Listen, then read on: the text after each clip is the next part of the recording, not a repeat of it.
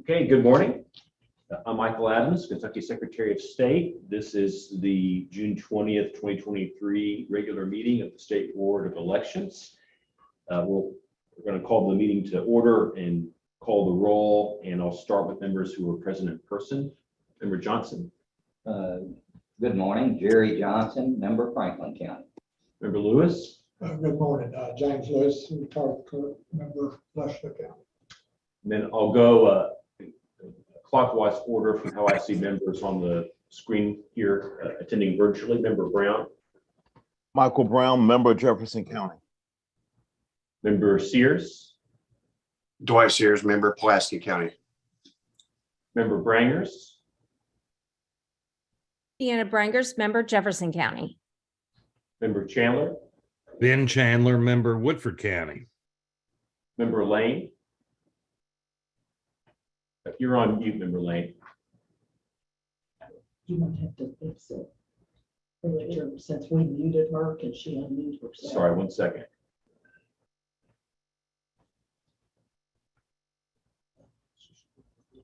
Lynn, you're muted.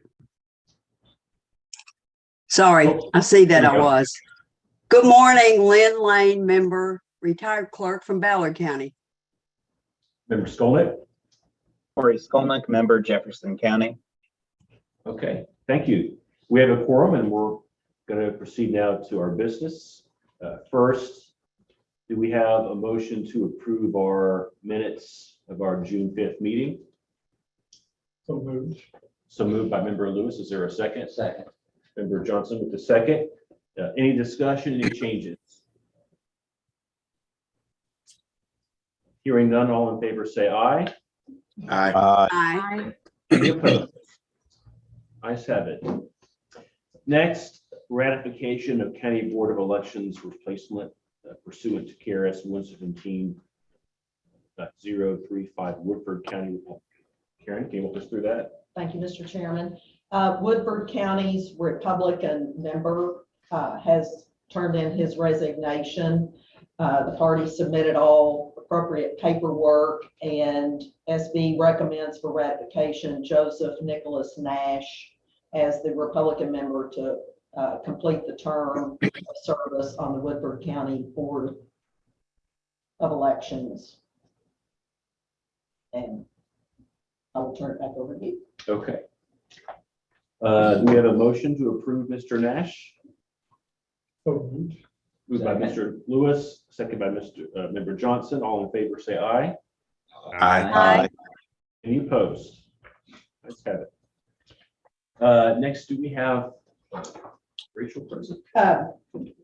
My apologies, Rachel's apologies. She was not able to be here this morning due to a family issue. The financials were sent out in advance. Richard and I both reviewed them. We didn't see anything in particular. It's the end of the period.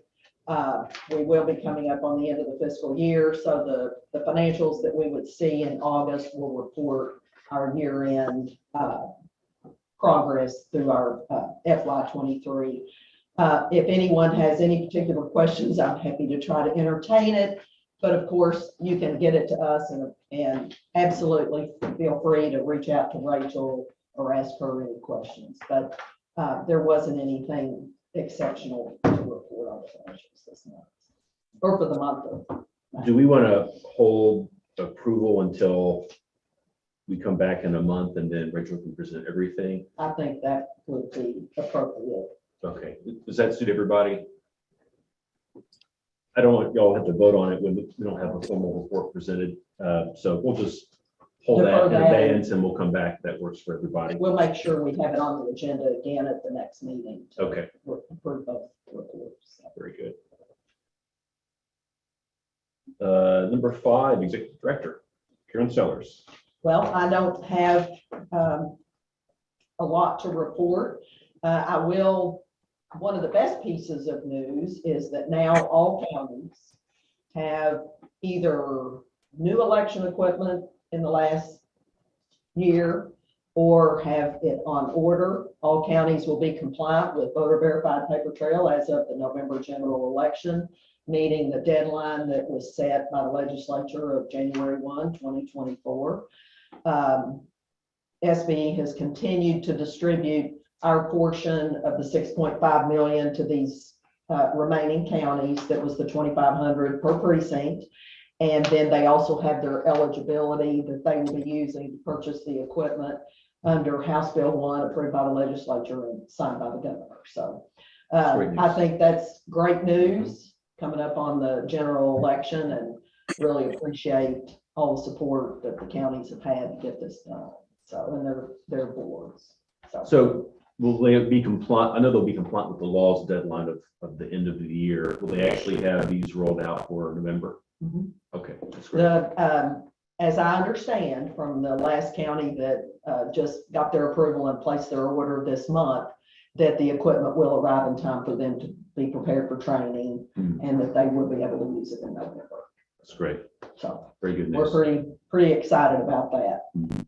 And I think the counties are excited to have the additional support financially from SBE and from the legislature. So the Kentucky Homeland Security Grant, which we worked with SOS to get the $145,445. We do not have the funds as yet. We've submitted all the paperwork, and as soon as the funds are available, we'll get those fold-up security cards ordered.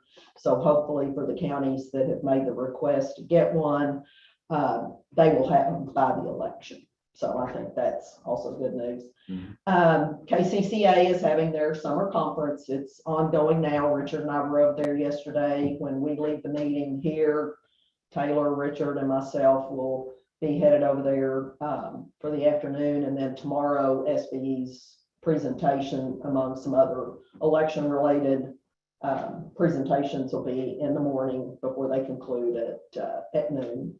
I want to just throw out again, our last meeting was June 5th, but at the election day meeting, of course, E&R was rolling out that evening, and I just wanted once again to compliment IT. We had numerous positive comments and feedback from the public, from the press, about our election night reporting software that was available online, and I feel very confident they'll continue to enhance it and even provide better reporting in the future. But it really was a good rollout for Yeah, that. that's great.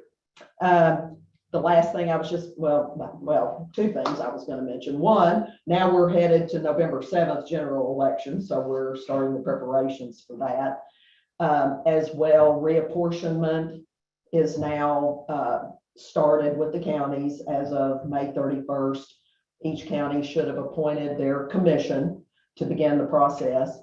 This is something that happens every 10 years after the census data, and there are several statutes related to that. Taylor trained and Richard trained on March 15th for the counties on that process. So we feel like they are on the move for that. And Richard has taken a big lead in this, as has Taylor. But what's happening is the fiscal court has 60 days to complete the drawing of their boundary lines. They then provide it back to the court. The commission draws the lines. The court gets it. They have 60 days to adopt or amend the ordinance, and then they send it to State Board of Elections, where it will not be effective until after the general election. SBE will approve and review, and I'll defer to Richard if he has anything to add, but the boundary lines will not be in effect for the general election. It won't be until November 8th. When do they have to have them done and submitted? It'll probably be over the course of, I'd say, as soon as we get them, it's July, August. Yeah. So we'll start working on it. They are using this year, most of from what we know so far, they are using GIS, either their ad district, their ad districts or GIS departments within other government entities. to draw better maps. We're not just gonna have hand-drawn maps. Now we'll have digital maps going into the future. That's gonna help a lot of things, so. And it will certainly help our process as well, so. So we're glad to have the ads on board. Richard's worked pretty closely with the ads on that process and gotten their engagement to help the counties, so Okay, anything else? that's it. Any questions or comments for Karen? Okay. Next, other business. Do we have any other business before the board? We do have a closed session coming up in just a second, but do we have anything else? I have a issue I'd like to bring up, Mr. Chairman. Back in April, I think April 18th, we considered requests from Kenton County and Grant County Democratic parties to remove existing members on their local boards of election. At the time, upon my motion, actually, in relation to those letters, but at the time I went ahead and withdrew my motion, subject to the fact that I would bring it back up in June of this year. It's June and I'm bringing it back up. So if appropriate, I'm going to make a motion that we accept the recommendations of the Kenton County and Grant County Democratic parties to replace their members. It appears that their request is in order. They are required to have a 2/3 vote of their local executive committee. That appears to be the case. And according to 117.035 D7, they have the right to make that request. There's no for cause requirement. And so with that, I make that motion. Okay, is there a second? I'll second it. Okay, so there's a motion and a second, so we'll move into discussion now. Anyone would like to be recognized? I'd like to report, I got a call from Mr. Meyer from, he had tried to reach me by email. I returned his phone call yesterday and he asked about this motion. I didn't get into any depth about it. I simply informed him that it was my understanding that via statute or rule that they had, the local party had the right to present this to the board. And I think when Mary brought it up, we looked at that, and our primary reason for deferring was it was right on the cusp of the election, and we didn't want to see board changes at the time of the election. But I do want to let people know that I did have a discussion with Mr. Meyer.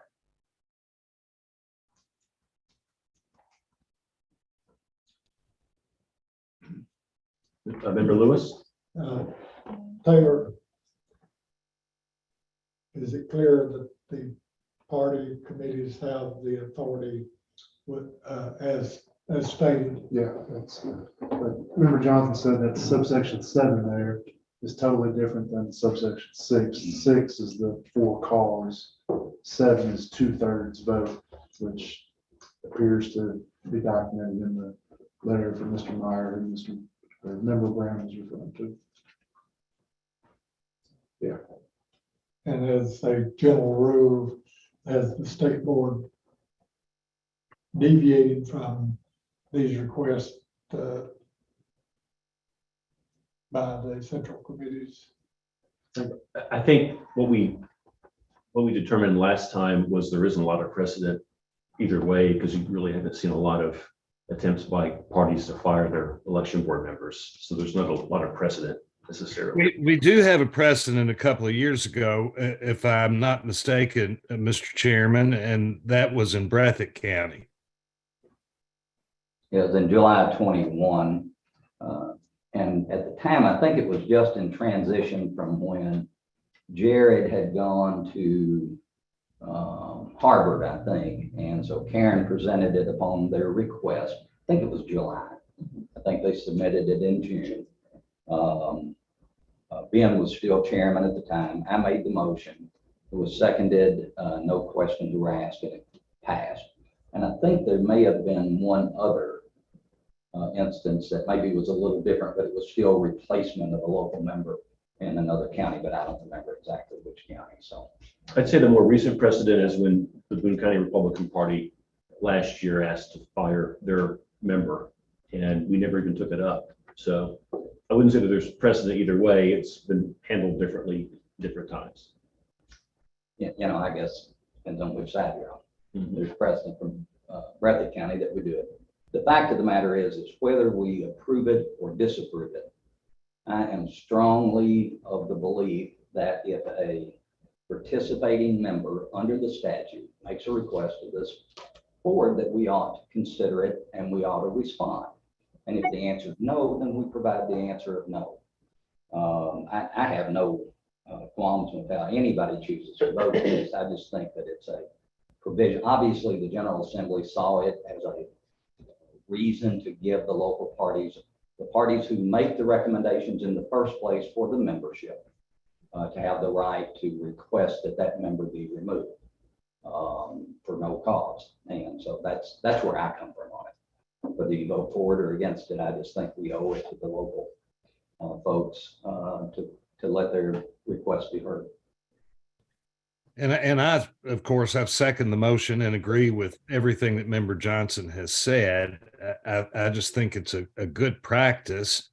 They only have, each party only has one member on an election board, a local election board, and they, as long as we have a party system, and you can question about whether that's a good thing or not, but as long as we have a party system, it seems to me that we ought to give some deference relative to that one slot on the local board to the party leadership in that county. And that's why I'm going to vote yes on this. Well, my own view is, I agree with, I think, all the members that have spoken, that there is a two-part test here. One part is if there's cause, we don't need anyone's permission at the local level to take it up. We can just terminate somebody. And we've done that before too.